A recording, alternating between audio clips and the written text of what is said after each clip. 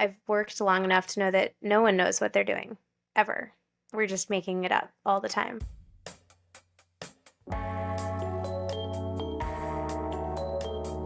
Hey podcast fam, it's your go-to leadership team coach and host, Jessy here, and I'm ready to shake things up. If you're also tired of outdated forms of authority and ready to rebel against the mediocrity of leadership we see today, you might have just found your spot. So join me in unleashing this next generation of leaders by embracing being just a bit too millennial. Let's redefine this thing together.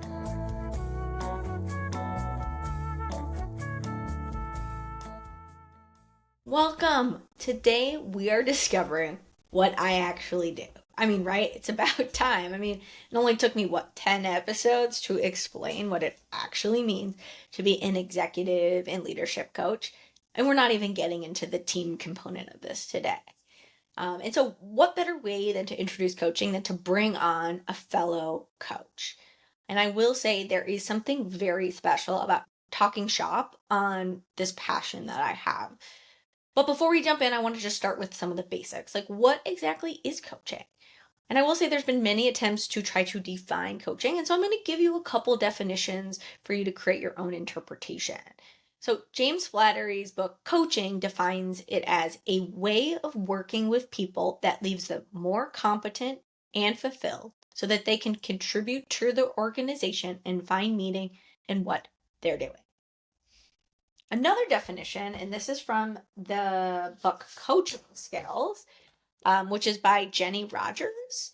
And she defines coaching as an art of facilitating another person's learning, development, well-being, and performance. And that the whole aim of coaching is to close the gap between people's potential and their current state. What does this mean in real terms?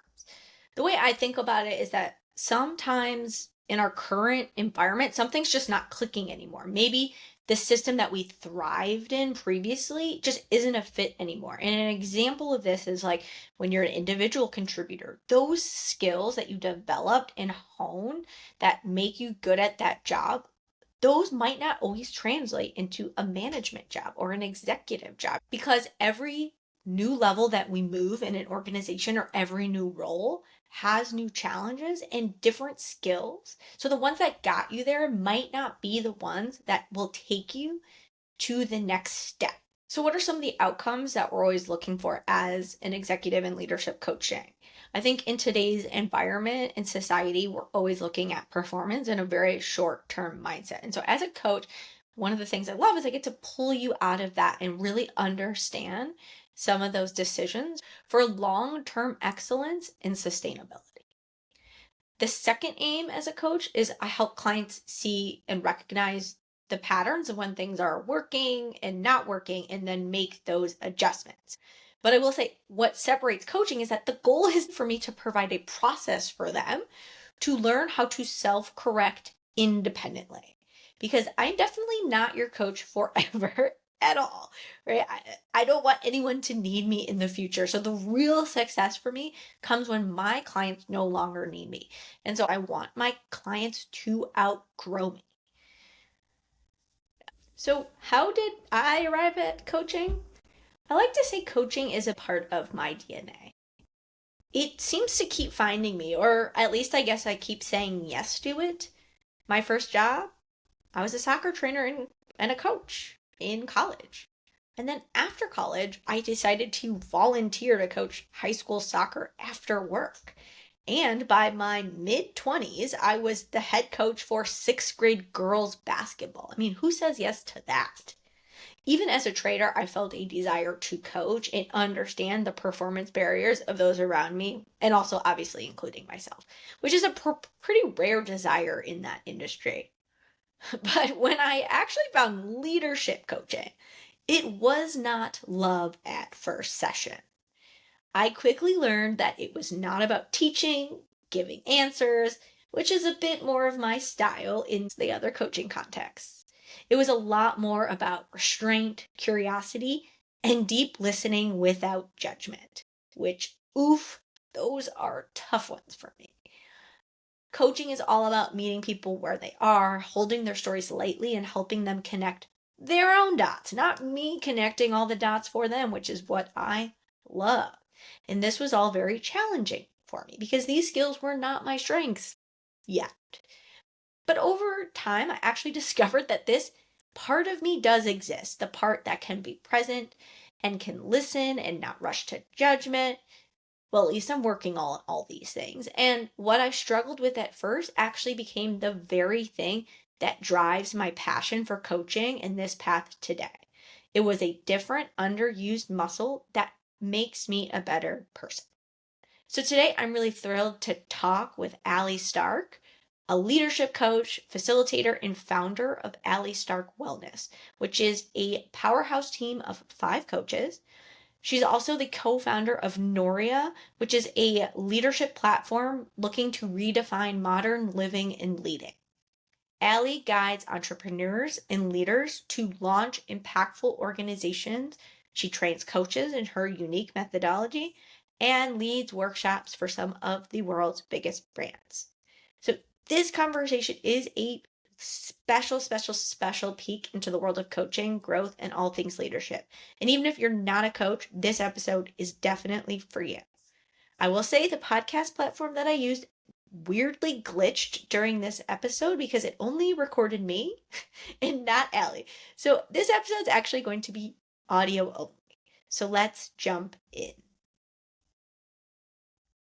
Today we have Allie Stark on the podcast, and I'm excited to have Allie because she's doing some really impressive things in the leadership world. So welcome to the podcast, Allie.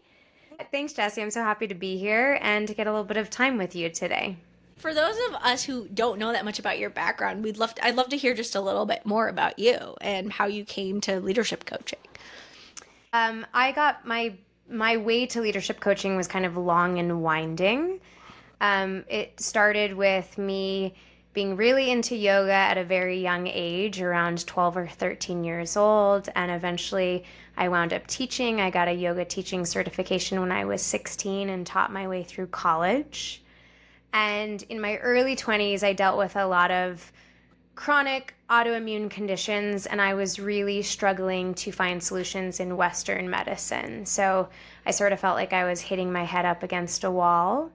And at the time, I was living in San Francisco, and I had found this grad school that offered a master's program in integrative health, and it had one of the first health and wellness coaching certifications that was built into it. So I really went back to grad school as a means of healing myself. It was just kind of like to experiment and be weird with my own health. I was pretty drawing outside of the lines during that period of time. But I loved the curriculum. I really loved coaching and what coaching did that was very different than therapy. And so it kind of progressed from health and wellness coaching. I worked with a lot of people that had chronic autoimmune conditions. And then it transitioned into life coaching because I felt like the health and wellness space, especially in the nutritional coaching space, I felt like I was kind of getting at symptom care. That was just my own experience of it. So I was really interested in what's underneath the surface, meaning and purpose, relationship building, etc. And over time, as my practice grew and the work I was doing in the world grew, it really transitioned into leadership coaching, especially for entrepreneurs and small business owners who really wanted to grow heartful businesses. So I think it's really common as a coach that you wind up coaching people a lot like you or doing similar things to you because it's a bit of a mirror of your own lived experience or things you're working through and working on. So a lot of the work that I do at this point in time is with new and established leaders that are looking to grow and scale heart-forward businesses in a myriad of different industries. I love that. All of our passion always starts with trying to fix ourselves to a certain degree. And what I think happens, I don't know if you'd agree or disagree, but we come to more accept ourselves as whole. I totally agree. I mean, I think that if you want to look at it this way, obstacles that you go through in your life are opportunities for growth or development or healing. And I think so often ways that we have callings, if those are the words we want to use for it, which can mean so many different things, but it's like it's based off of your own lived experience. What have you, like, what walls have you butted up against? What struggles have you gone through? What experiences have been challenging that create more expansive empathy or compassion for you in the world? Because it's like, I don't know, it's more, at least for me, it's more interesting to like work with what I'm working through.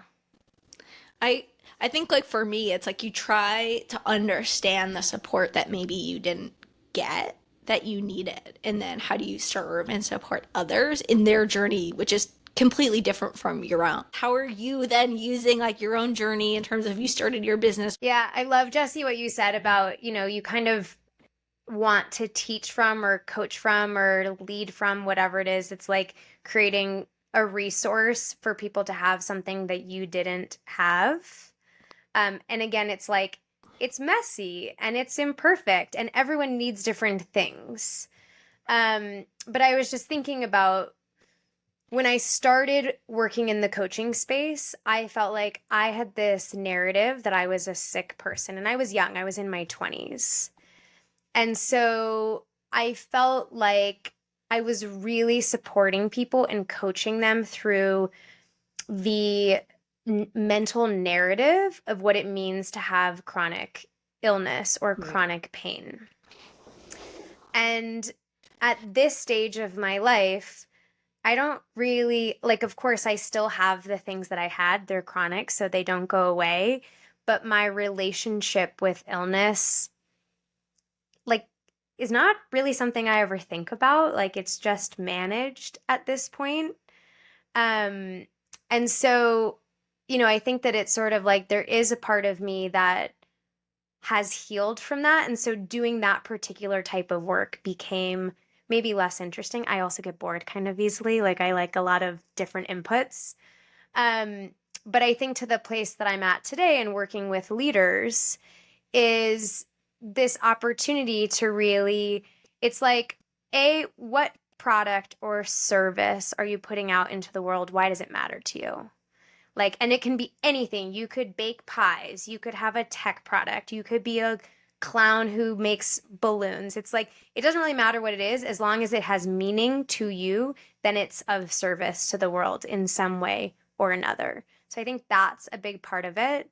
And then also, how is that business and the way you're leading working out some of your inner shit and really bringing it to the surface so that you can be a better person in the work that you're doing.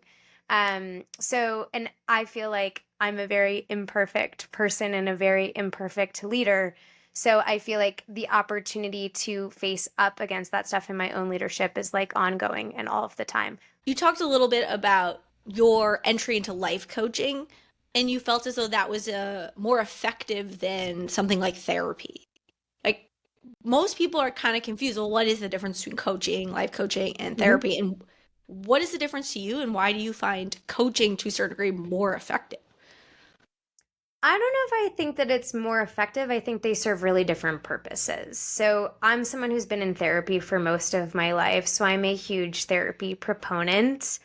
I just think they serve really different purposes. So, Jessy, I bet you've heard this quote. There's a particular quote that sort of defines the difference between therapy and coaching, which is that therapy is there to comfort the afflicted, and coaching is there to afflict the comfortable. Oh, I So, haven't heard that quote. I it's a love cool it. quote. It's a cool quote. And I think that it really succinctly summarizes the difference that's taking place in the two. And of course, it's not binary, right? It's not black and white. There's lots of shades of gray in both professions. But I do think that a therapeutic approach is oftentimes, it's like great when you're in the midst of crisis or a trauma response is taking place, or you really want to dig back into history, family dynamics, etc. And that helps you make sense of who you are today. And coaching is a lot more forward thinking, goal oriented, tool based, skill based, etc. And it's like, let's take all the stuff that you know about yourself and let's help move you in the direction forward. And like, I enjoy the process of like digging into people's I don't want to say I like afflicting the comfortable. That feels a little bit of a strong word, but I do like supporting people in breaking rules, in taking risks. Like I think I'm a pretty risk forward person. And I think that what I like about coaching is like you get to define and redefine and change as often as you want in your life. And that so much of coaching is about shifting you into a new or next place of alignment in your life. And I like that tension point. So, what made you move from life coaching to now focusing primarily on leadership coaching? It's a great question. So I feel like there's so many similarities between the two. Like things I'm not like an executive coach. I'm not the person that you generally hire if you are working at a corporation and want like skill-based executive coaching. I'm really looking at the person holistically. So, what are their relationships like in their life? What are their self care practices? What's their emotional, mental, spiritual health like? And I really use a lot of that in tandem to support them in being a better leader. So I feel like there's this whole life coaching component that plays a part in the equation.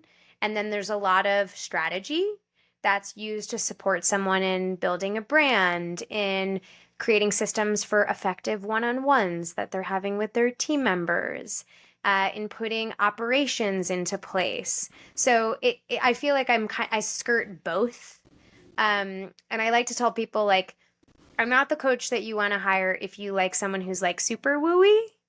And I'm also not the coach you want to hire if you want like a hardcore executive coach. I kind of live in this bridge between this very soulful spiritual place and very, very strategic. And I think that's what keeps the work interesting to me is like, wherever you go, there you are. So whether you're wearing your leadership hat or your life hat, you're the same fucking person. So you might as well have like the same set of skills to help you operate in those ways. Yeah. So I feel like I kind of skirt between the two a lot. Yeah, I'm like the person that rolls her eyes at like all the woo woo stuff, but then like you every once in a while you find me like really using it. I have a very competitive spirit to myself, but at the same time, I am very comforted by understanding that the moments and presence of our lives are simple. Um, I've heard, when we talked earlier before we started taping, you mentioned this idea of like this inside game versus this outside game. What is it are you referring when you use those two phrases? I really feel like in order to be a leader that can show up and hold space and do good work, it's like kind of hold the qualitative and the quantitative pieces, like be good to your people, build culture and rapport, in addition to keeping them motivated and hitting deadlines and goals and all that sort of stuff. The inside game is really about building your own self awareness and skills and self regulation. So it's this understanding of who am I? How do I show up in the world? When do I get reactive to people? What are some of the things? I feel like the word trigger is very overused, but what are some of the things that kind of activate me where I can react in an oversized way?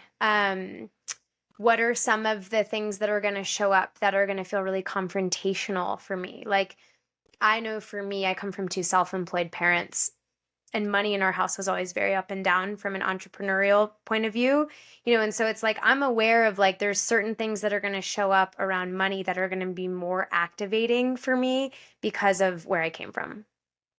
So I think that inside game is really like how are you in relationship with yourself and how does that awareness and that observation grow when you're in one-on-one relationships and working with your team and building a culture of meaning and purpose. So it kind of really moves from the inside out. And then I think the outside game is like all the skills that feel very tangible. I have my coaching practice and then I have this L&D platform that's for leaders that's teaching them awakened leadership skills. And one of the first questions that we always get, Jessy, is do you teach how to give and receive feedback? And to me, that's actually an outside game. It's like a Band-Aid, and it's a really important Band-Aid. It's a really nice skill set and an important skill set to have.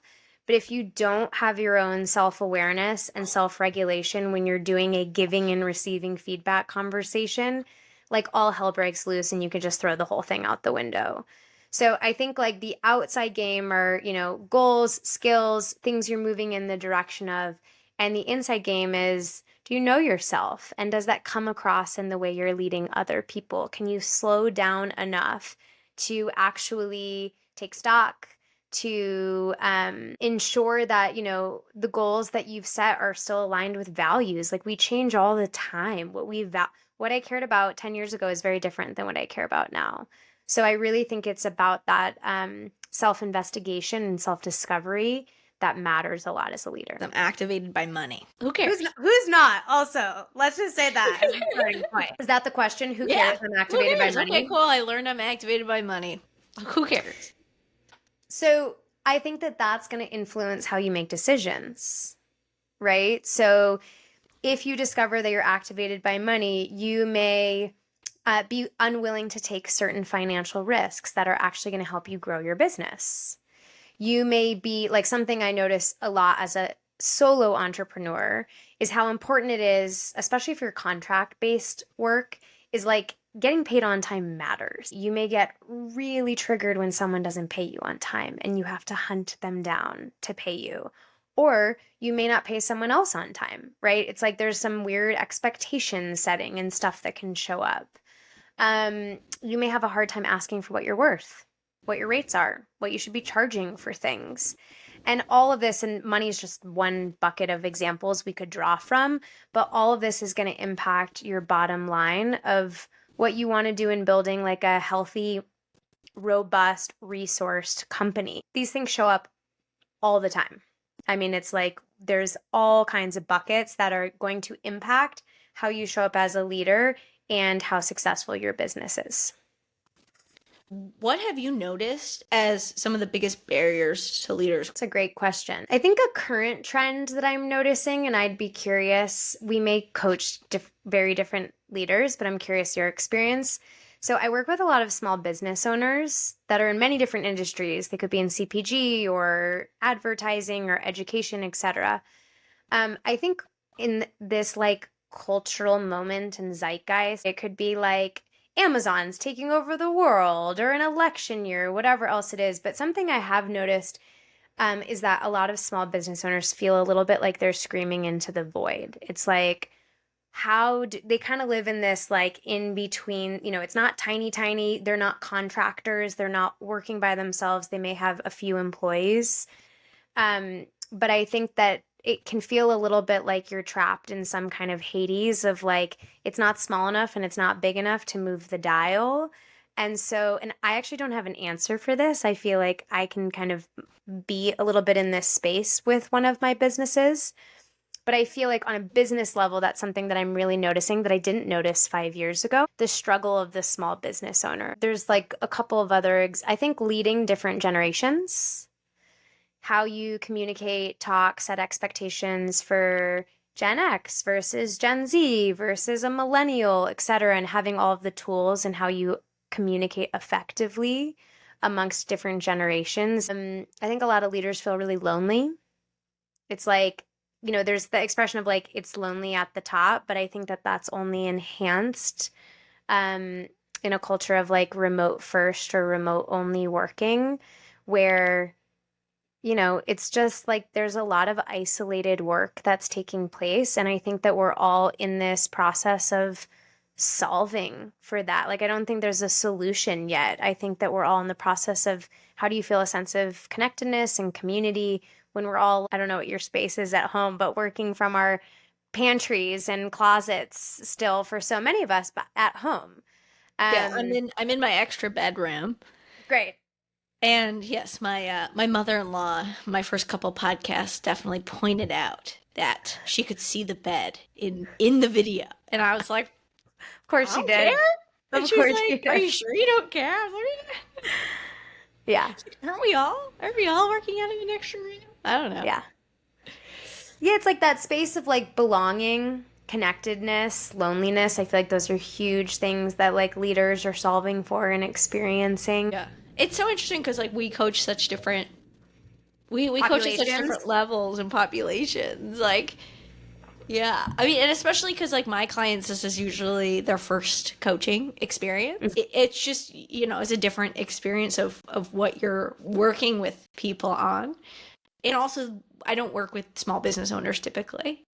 Yeah. I think my smallest business owners, like they have 350 employees. I do feel like this idea of healing comes into play in all of my coaching. I mean, and the people I coach, they want to get as far away from healing as possible. They're like, don't use that word. That word is scary to them. Yeah. They're not ready for that. But Yep. it is beautiful to see that in coaching you can see the healing without having to target the healing. Yeah, I think that's so beautifully stated. And I think it's really cool that we work with really different populations because I feel like in its simplest form, and I honestly and sometimes think that like when coaching's at its best, is it's just opening the door to Pandora's box of like what's possible. And so you may kind of just tap a foot into like them examining themselves as a leader, growing their self awareness, learning skills about how to communicate better, whatever else it may be.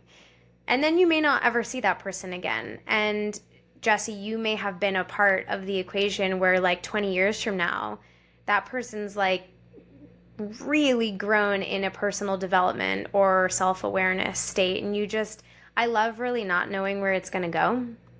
That's kind of the beauty and the opportunity, which whether you're starting, like, I oftentimes am not starting with someone it's their first time experiencing coaching. And I tend to not work with like C-suite of huge corporations. But I think that no matter where you're meeting someone, you just get to like start where they're at, which I think so rad. It's different for every person. And I always think you're always going through some unlearning process. Like, what are their perceptions of reality, what they think about themselves and the world around them, what holds them back, self limiting beliefs. You may never use those words ever. But you're really kind of like, where are you starting at and what can we unpack that's not real here? And then it's like off to the races. And again, it's like it can go in a million different directions. I do think it's part of what keeps our profession so interesting. I don't ever think about like my clients in 20 years. I just think about them in this present form and then they move on. And I guess I just don't see my impact from that level. Like I could be part of someone's journey in 20 years. And yeah, it's just interesting that I never think about my profession in that way. I'm meeting you here in this moment and what you need, and then you move on in your life. I guess maybe I just hope my clients outgrow where they meet me. And they outgrow me to a certain degree. I think that when you said unlearning, the thing that came to my mind is I'm also unlearning. Like every relationship and client I'm with, I myself in that relationship, I'm unlearning. And I think that's what I love about coaching is because before coaching, I thought coaching when I first started was like, oh, because I love teaching and talking. I was like, oh, I get to teach and talk, which is exactly what you don't do as a coach at all. And so I was like, I would go into these relationships, but I was always kind of like skeptical of people to a certain degree.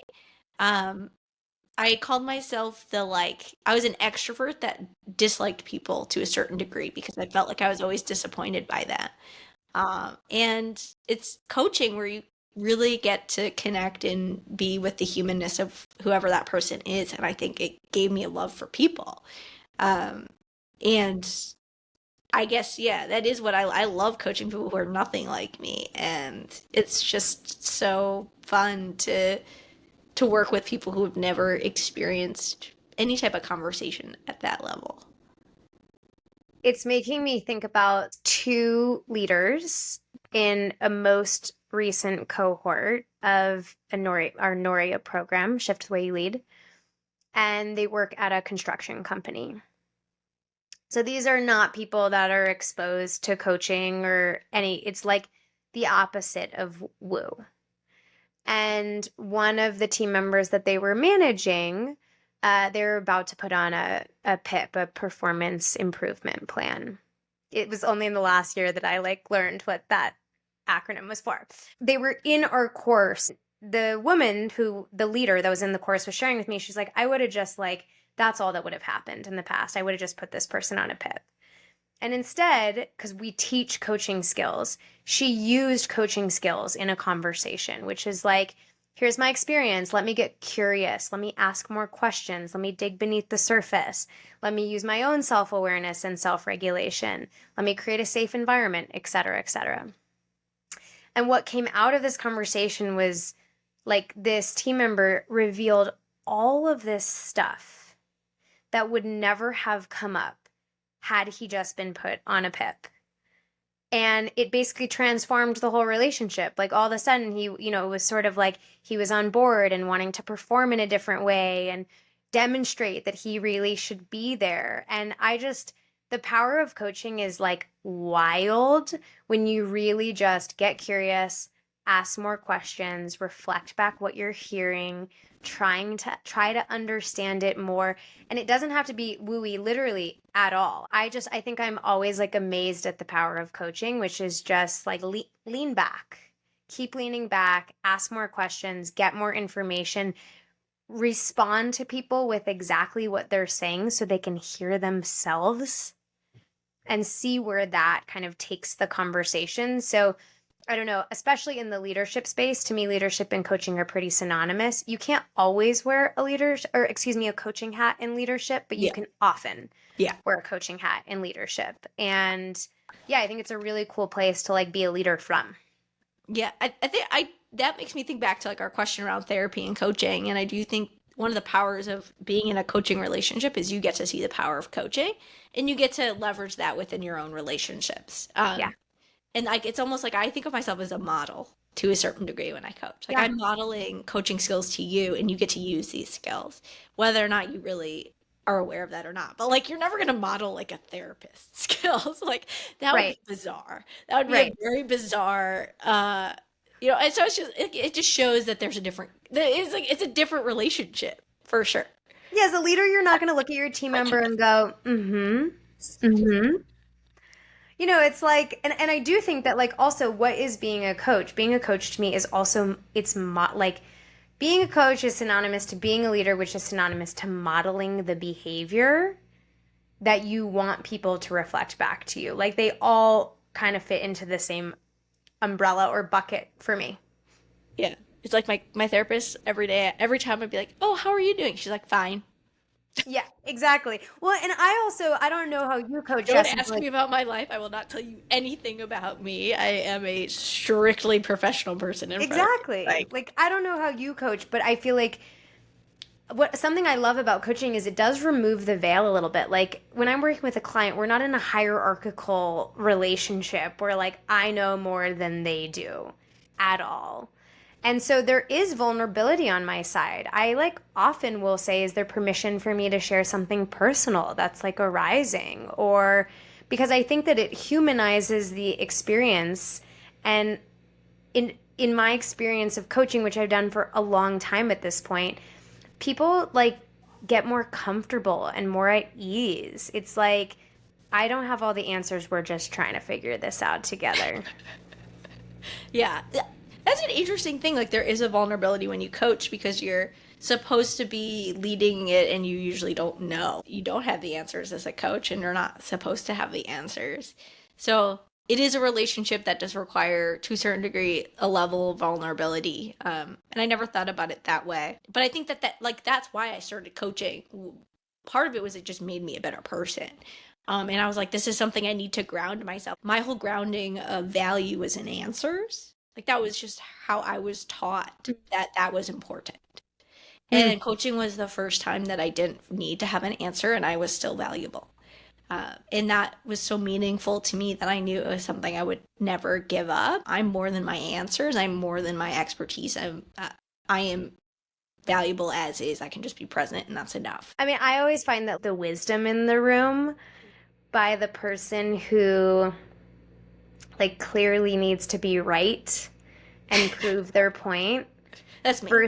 Versus the person who, again, it's like listens more, leans back, is open to a lot of perspective. And there's this beautiful quote that It's by Maya Angelou, and I'm gonna butcher it, so I'll just synthesize it. But it's like everyone grows older, but very few people become adults. It's something like that, and it's sort of like the concept of being an adult is like taking responsibility for the space that you take up, taking responsibility for what you know and mostly what you don't know, because the pie chart on what you don't know is so much larger than what you do know. And if we're to, create a bridge to leadership, I think it's so powerful as a leader to name when you don't know something or when you're like in a gray zone and invite other people into the mix without, instilling fear. I think there's ways to do it where you're just like making things visible and transparent, inviting people into the fold, asking questions, using group wisdom. I've worked long enough to know that no one knows what they're doing ever. We're just making it up all the time. Yeah, certainly makes it easier being a solo entrepreneur when you digest that information. When trading, we used to always say, if you wait to know you're right, then you're wrong. Mm. If you wait till you're right, then you're wrong. Yeah, that makes sense. I'm like, my brain's like wrapping itself around. So you said you've been doing this a long time. So how have you seen it shifted? Mm-hmm. There's so much research that's showing it's like we're more burnt out than we've ever been. So, how do you create a culture of well being? How do you support your team members in ensuring that there's boundaries and self care is prioritized? And it's not like productivity for productivity's sake. I think, as technology gets more advanced and we are all working from home, it's like you could just work all the time if you wanted to. And I think that that leads people to feeling really burnt out. So, I think like you also have to know how to like create well being practices at the forefront of your business, because when people burn out, they're way less productive and effective and less motivated, and there's way more absenteeism and they quit. All of that stuff that actually winds up costing you a lot more money as a business owner and a business leader. My favorite is I've heard a complaint from millennial leaders on Gen Z, and they're like overly like, oh, I'm setting my boundaries here. And I'm going to take care of my mental space. Yeah. I'm going to send in. How do you coach a leader that's frustrated with a Gen Z workforce that has gotten mental health support their entire lives and now walking into the workplace saying, well, in college I could just, my therapist could just email my professor and tell them I need to move my deadline because, my mental health was at risk. Okay, so maybe this is an unpopular opinion. We love those here. Okay, so I'm someone that like is under the belief system that challenge and grit and struggle is what helps to create resilience. And I feel like we've gotten real soft as a culture. And I'm not even making that specific so much to Gen Z, but I think like life is not about getting what you want all the time. Like that's not why we're here. You can't always get what you want. Exactly. But sometimes you can get what you need. Like it's so the lyric of that song is so perfect. But I think that to me, like moments that I felt the most proud, the most satisfied, the most confident have come after challenge, struggle, strife, a lot of grittiness, a lot of being dropped to my knees. So I think my kind of first part of the response, which I suppose then I am supposed to have a tool for this or like how to solve. But what I would say is life is quite, it's beautiful and it's challenging and you need to be like ready to roll with the punches. And I think, I do think that technology, and I'm a full user of technology, but I think getting to have access to everything that you want immediately when you want it is like such a huge part of that issue. Is like you're supposed to be bored, you're supposed to wait for shit, you're like you're supposed to not have everything at your fingertips. And Jessy, I don't have the solution for this, but I think kind of where my mind initially goes is how do you create and like working with your team members to create almost like small goals that they're meeting, like how you would as a coach. It's like behavioral change where they're getting to do a project where they got to kind of like work through the grittiness of it, but the reward becomes so sweet that it creates a positive feedback loop where they want to do more of that. Right? Because it's like you need to acknowledge the like mental health and well-being of your team members. And I think to your exact point, stuff still needs to get done. It's a job. Like it's a job. Yeah. And so I think that there's a little bit about like how do you create a positive feedback loop where those muscles of resiliency start to grow, and it really is a reward. It's this own internal reward system, right? It's like I did something hard, I feel really good about myself afterwards. It makes me want to do another hard thing. And so I would say like find low-hanging fruit to start that process and then grow from there. If we had a specific example, maybe you and I could workshop it together, but that's like my initial thought that comes to mind. And I think it's a challenge that we're all facing. Yeah, it's interesting because I agree with that. I mean, I did my research on resilience, and like resilience is a process. Simone Biles, like we didn't know at what point in her story we had no idea she ended up being a resilient human being. But if you had talked to us a year ago, you might not have judged that, right? Resilience is a process. And so we don't know where we are in that process. You don't know where someone is in that process. And so you don't want to put the training wheels on and make someone feel like they're riding a bike, but in reality, they're not learning anything. You're keeping them from being able to really ride a bike because you're just putting training wheels on them. And so I think as a leader, I think one of the skills that leaders could most develop is the idea of dichotomies, to be honest. Like, do we need to have results and outcomes and, the heart? Yes. Do we need to be empathetic and compassionate? Yes. Like, do we need to put mental health first? Yes. Do we need to put productivity first? Yeah. The work that they're doing is always, to a certain degree, feels like it's in competition with one another. But when you put these things together, you realize they fit really well into a puzzle. So if you can accept that two things can be true, I think as a leader, your life is a lot easier. I think that was very, very wisely said. And I think I would even say it's like, it's not even like two things are true at once. It could be 3, 4, 5 things are true at once. But I think that was very, very wise. It's like your ability to hold polarizing things at the same time. And I think in the moment, decide where you want to prioritize time. It may be a day where it's like, something really bad happened in the world and we're prioritizing mental health in the workplace today. That's the priority, right? That's the priority. And then it may be another day where it's like, today we're meeting the goal. We're getting the work done. I'm really sorry. I'm sorry you're having a hard day. You can have a hard day and still show up and do your job. Both can exist at the same time. I love that, right? It's like, yes, maybe you didn't have a lot of time to prepare for this meeting. And yes, you are feeling stressed about it, but we're still going to show up and we're going to do our best. Like we can still show up even when it's not, it's not going to be perfect. Sorry, go ahead. I think of a bicep curl, right? Like I think a lot of times, right, it's two movements. It's not one. Most people think of a bicep curl as just working the bicep, but in reality, you're also working the tricep too. So it's the dichotomy of movements that we have to be able to move multiple ways as humans with our physical body. And the same thing goes with leaders. It's not always you just have to work the bicep. You also have to let go. Yeah. And that in and of itself is working. So I think, right, I do think if leaders could learn one thing, it's like, it is that there isn't a silver bullet to their job. Yeah. But yeah, it just like circles me back to your question of like, it's an inside job of how do you hold the inside and the outside worlds all at the same time, because both matter, right? Like your inner experience matters and life is going on. Yeah. Stuff needs to get done. Things need to be accomplished. And so I think it's like really balancing between the two. Yeah. So we're going to move to a quick hitting answers from you. So list 3 words that would describe the current state of mind of the leaders that you're working with. Frenzy, deeply caring, overwhelmed. How would you describe your state of mind right now?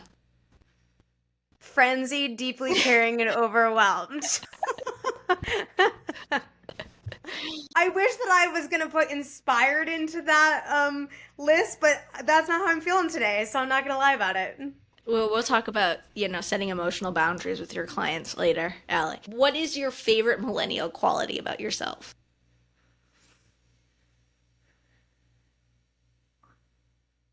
So funny. I feel like I like don't even know like I don't feel so versed in like what exactly makes us millennials.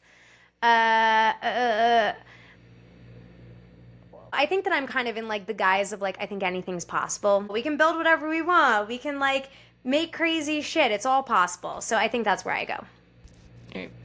What's one thing you want to change people's mind about? Hmm.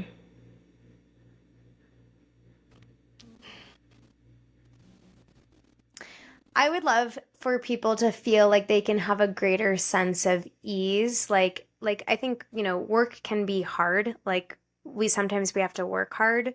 Um, but I think living alongside hard work and leadership can be it feels easeful all at the same time. And those are very different things to me. Like putting your head down and doing hard work is very different than like I still feel easeful in my own skin and like I'm able to lean back in that process. And I think that as a leader, you're oftentimes kind of gritting your teeth through things. And it's like, how can we feel a greater sense of ease? And I think it's totally possible.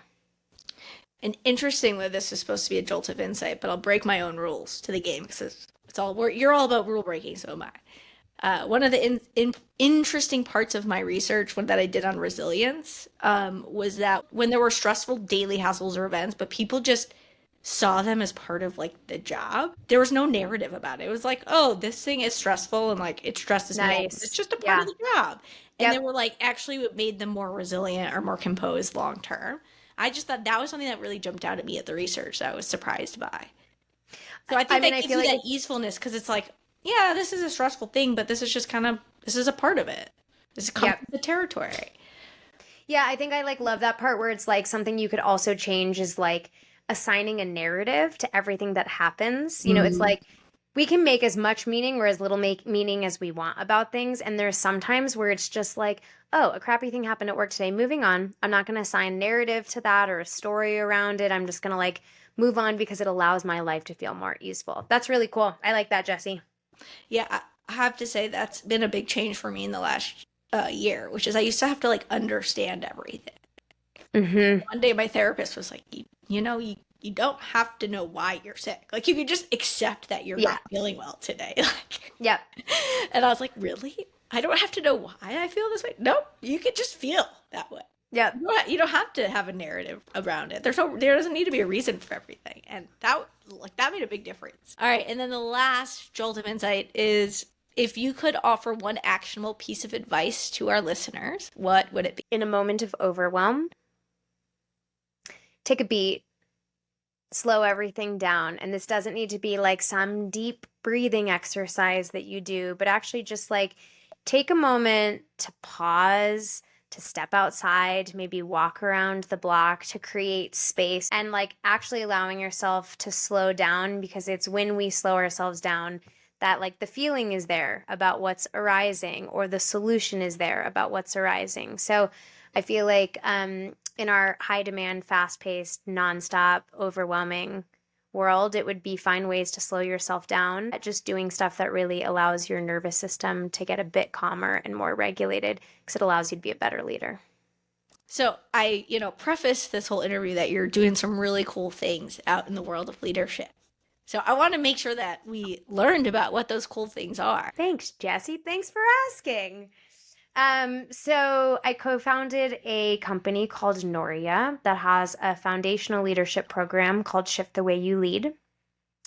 And the program is a year-long program. It has an asynchronous component to it that has multiple online modules that you go through at your own pace, at your own time. I like to tell people it's like think about whatever like it's like the anti sexual training that you would do at work where you want to like hit your head up against the wall. It's like modern and sexy and engaging and filled with podcast like interviews and hip leaders that are sharing their own stories and experiences. So there's an online component to it. And there's a live component where you get to meet other like-minded leaders, be a part of a network and a community of people who are really looking to grow some of the skills that we talked about in this podcast and lead in a new way. The course lasts, you have access to the course for a year, and that can be found on our website. We also offer a free class to get to know the program that's called Stress Less, Lead More. So that's a nice way to dip your foot into it. And then, of course, I have my practice where we do more of the deeper one-on-one type work. So Noria is a group. It's much more a group format, a big community format for leadership and learning from the wisdom of the group. I love that. I've really enjoyed the dialogue and your sense of humor, and I appreciate the opportunity, Jessy. Yeah, thanks for coming on the podcast. I guess we could just, Awesome. we're wrapped. Thanks for joining today's conversation. In the most recent episodes with Libby and now with Allie, this idea of resilience has come up often. And so today I figured it would be nice to dig into what I really mean by resilience. Resilience is typically defined as the ability to adapt positively in the face of adversity, facing challenges without compromising our mental, emotional, or behavioral well-being. But too often, this term is used to fuel a toxic grind culture, because the way it is used is as though resilience is simply about just like toughing it out, no matter the cost or what is being thrown at you. So when we treat resilience as just pushing through, we're implying that the responsibility falls solely on an individual. But true resilience isn't about that blind endurance. So what is it about? It's about adapting meaningfully and sustainably, getting through challenges, and knowing you can handle appropriate stressors. So yes, it is somewhat about those things. But also, and even more important to resilience, it doesn't just come within us. It is also strengthened or undermined by the systems we're a part of, the connections we have, and the support we feel from those around us. So leaders, take note. Resilience isn't built by placing people in difficult environments and then telling them to simply deal with it. And if they don't deal with it, well, they just weren't resilient enough. No, it is your responsibility as well to support and enhance other people's resilience. You are a part of that outcome. So again, resilience is more than personal coping or stress management.